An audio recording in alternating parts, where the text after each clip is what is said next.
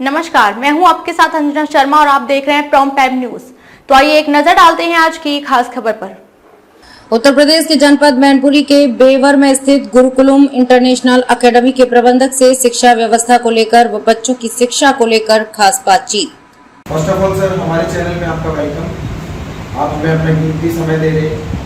पहले आप हमें जो है अपना परिचय बताएं और हमारे दर्शकों को बताएं। दूसरा, हमारे विद्यालय का क्या नाम है, विद्यालय हमारा कहाँ पर स्थित है और हमारे विद्यालय में क्या क्या व्यवस्थाएं हैं, उसके बारे में प्लीज। मेरा नाम ज्ञानेंद्र सिंह चौहान जी। अपने विद्यालय का नाम गुरुकुलम इंटरनेशनल एकेडमी जी।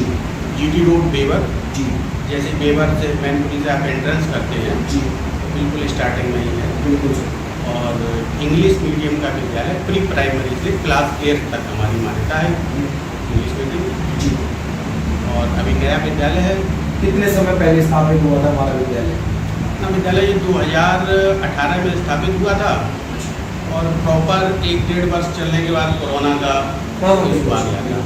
तो आप ये मान के चलिए 2021, बिल्कुल 2021 से अगस्त जब से दोबारा विद्यालय रिन्यूअल हुए हैं तब से विद्युत विद्यालय चल रहा है। तो अपने विद्यालय में भी स्ट्रेंथ क्या है सर?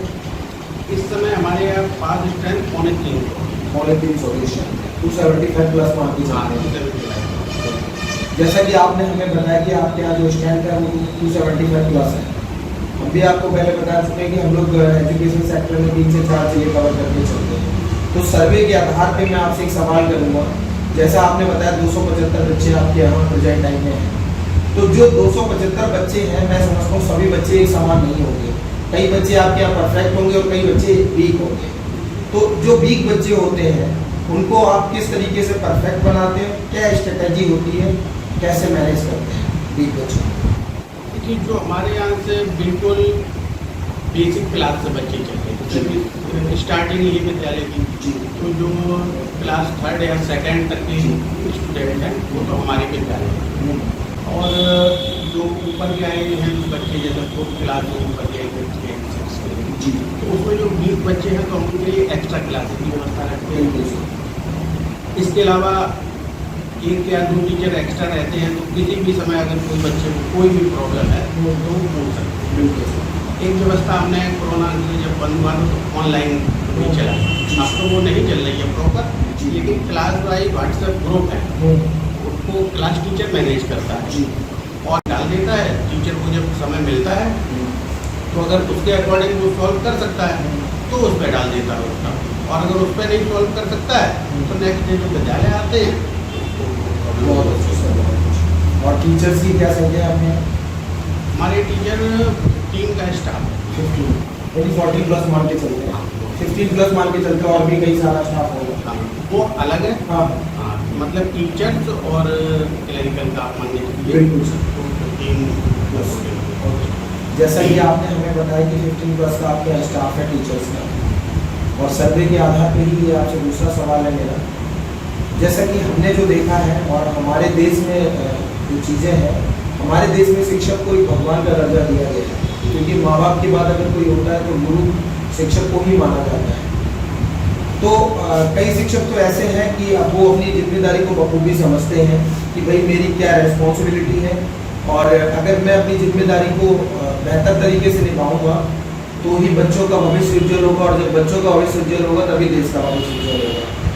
इसके विपरीत देखा जाए तो कई शिक्षक ऐसे होते हैं जो मैनेजमेंट की तरफ से उनको टाइम दिया जाता है 8 to 1 का, तो वो 8 to 1 की तरफ उनकी नज़र होती है, उनका दिमाग होता है, और जो पीरियड होता है टाइमिंग का उसकी तरफ, तो वो क्या है, वो देश को अंधकार की तरफ लेके जाते हैं, क्योंकि उनको अपनी जिम्मेदारी का एहसास नहीं होता है।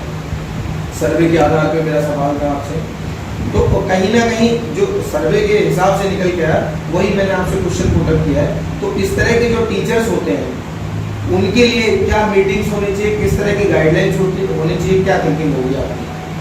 तो उनके लिए समय समय पे मीटिंग्स तो होती है जी, उनमें विद्यालय के जो रूल्स हैं कैसे उनको प्रॉपर फॉलो करना है वो सारी चीज़ें बताई जाती है। बिल्कुल। अलग से भी एक टीचर्स की कार्यशाला, उसमें हम सारे टीचर्स अपने एक साथ बैठा लें, कोई जिस सब्जेक्ट का टीचर है उसको वो टॉपिक दे दिया, और सारे टीचर और स्टाफ हम लोग बैठते हैं। एज ए स्टूडेंट आप उनको गाइड करेंगे। उसमें हमको ये नहीं बताना कि ये टीचर्स बैठे हैं, प्रिंसिपल सर हैं या कोई लोग हैं। आपको ऐसे जब बच्चों को पढ़ा रहे हैं उसमें हम और उसमें हम लोग कोई फिर बोलते बातचीत नहीं करते। सबके पास एक डायरी होती है, उसमें अपना नोट करते हैं।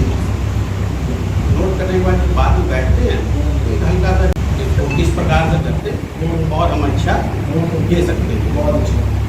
कुछ समय पहले एक बहुत बड़ी त्रासदी आई थी हमारे देश में, और उससे मैं समझता हूँ कि बहुत सारे प्रभाव हम लोगों की भी पड़े होंगे, और मैं समझता हूँ कि शिक्षा पर बहुत ज़्यादा प्रभाव पड़ा। कई सारे क्राइसिस आपने फेस किए होंगे, वो समय कैसे आपने निकाला और कैसे उस समय को मैनेज किया? मैं मेरी ऊपर वाले से ही दुआ है कि इस तरह का समय कभी दोबारा ना आए, उसके बारे में थोड़ा सा। देखिए, वो तो एक वैश्विक संकट था जी, और उससे शायद ही कोई अछूता रहा जी, अब जब भी इस प्रकार के वैश्विक संकट आते हैं जी, तो हम सब लोगों को धैर्य से और उससे काम लेना चाहिए। बिल्कुल ईश्वर की ये बड़ी कृपा है कि कोई भी, मैं भी कोरोना से पीड़ित रहा जी, और सेकेंड वेव में रहा। उस टाइम तो जब व्हाट्सएप खोलते थे तो सुबह एक ना कोई कैजुअलिटी रहती थी। तो फोन भी आते थे तो यही आता था उसमें कि धैर्य बनाए रखो, साहस बनाए रखो, बस घबराना नहीं है। तो जब भी कोई चाहे कैसी भी संकट हो किसी प्रकार का, तो सबसे बड़ी चीज़ धैर्य, साहस और उसका पूरे अपने आत्मबल के साथ उसको हम अगर फेस करेंगे जी, तो हम उससे अच्छे सही ढंग से बाहर निकल सकते हैं। बहुत बढ़िया। एक और सवाल सर्वे के आधार पे, आज आप ऑनर के रूप में हैं और वो सवाल आपकी लाइफ से भी जुड़ा हुआ है। आज आप ऑनर के रूप में इस विद्यालय में, पहले कभी आपने भी स्टडी की होगी, तो सबसे कॉमन चीज एक बच्चों के अंदर एक डर होता है। जैसे आपके बच्चे परफेक्ट हैं बट वो टीचर से क्वेश्चन पुट अप नहीं कर पाते हैं, तो उसका जो कारण होता है वो डर होता है।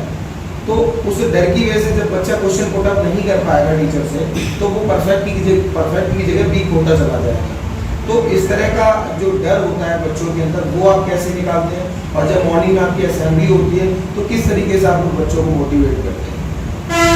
डर तो ऐसा है कि आजकल जब हम लोग पढ़ते थे और अब पढ़ाई में बहुत बड़ा चेंज आया जी, दूसरे, अब जो टीचर्स का बिहेवियर बच्चों के प्रति है वो जी, एक फ्रेंडली है जी, हम लोग भी कहते हैं कि अब उस समय का जो डर था तो आज नहीं है। जी, कानून भी सख्त हैं, सारी चीज़ें हैं जी, और थोड़ा फ्रेंडली भी हम लोग हुए हैं। बिल्कुल, तो उस फ्रेंडली होने से जी, थोड़ा बीच में जो हम लोगों को गैप रहता था जी, वो अब उतना नहीं है। खत्म हो चुका। और असेंबली में तो वही है कि प्रेयर के बाद बच्चे बुलाते हैं, जी, उनसे थॉट्स हैं, सुविचार हैं, कोई अच्छी बातें हैं, इन सारी चीज़ें बता के और फिर हम लोग ऐसा करते हैं कि जैसे क्लास 5 या 6 के बच्चे ने प्रेयर की, कोई थॉट बोला, तो हमने ऐसा कर रखा कि मंडे टू थर्सडे थॉट 4 दिन बोलेंगे। अब हमने फ्राइडे और सैटरडे को कोई 6 या 7 या 8 का स्टूडेंट बुलाया।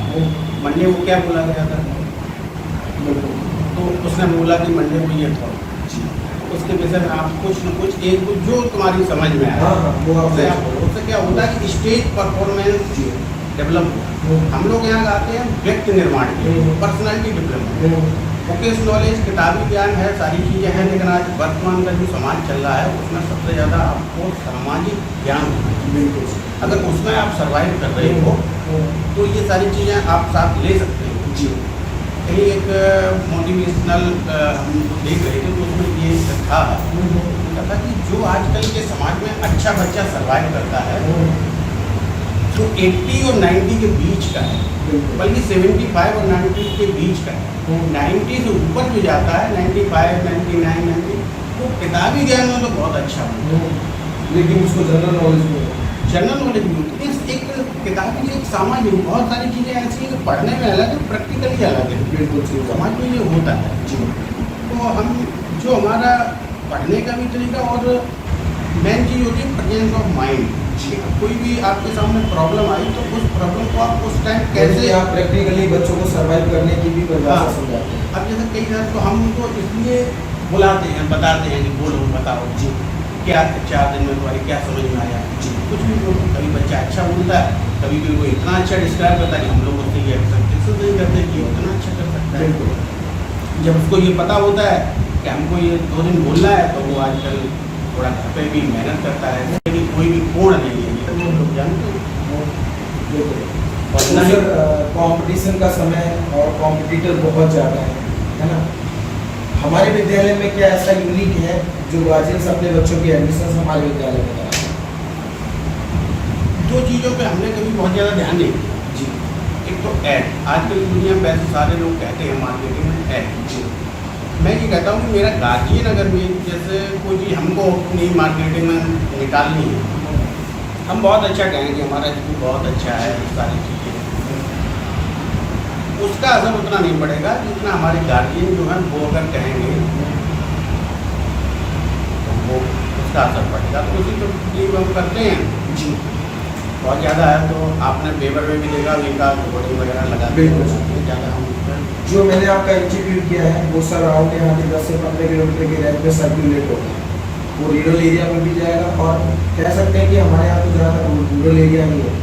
तो एक बार हमें अपने विद्यालय का पूरा नाम और विद्यालय हमारा कहाँ पर स्थित है और एक मोबाइल नंबर, ताकि कोई भी गार्जियन अगर आपसे कांटेक्ट करना चाहे या कोई भी उसकी क्वेरी होती है उसके रिगार्डिंग प्लीज़ आप ब्रीफ कर दें। विद्यालय का नाम Gurukulam international academy, English medium, pre primary to class 8। अपना विद्यालय GT road, main GT road पर स्थित है। जी मोबाइल नंबर 9368931313। खबरों में अब तक के लिए बस इतना ही। फिर होगी आपसे मुलाकात कुछ ऐसी ही खास खबरों के साथ। तब तक के लिए नमस्कार और देखते रहिए प्रॉम्प्ट टाइम न्यूज।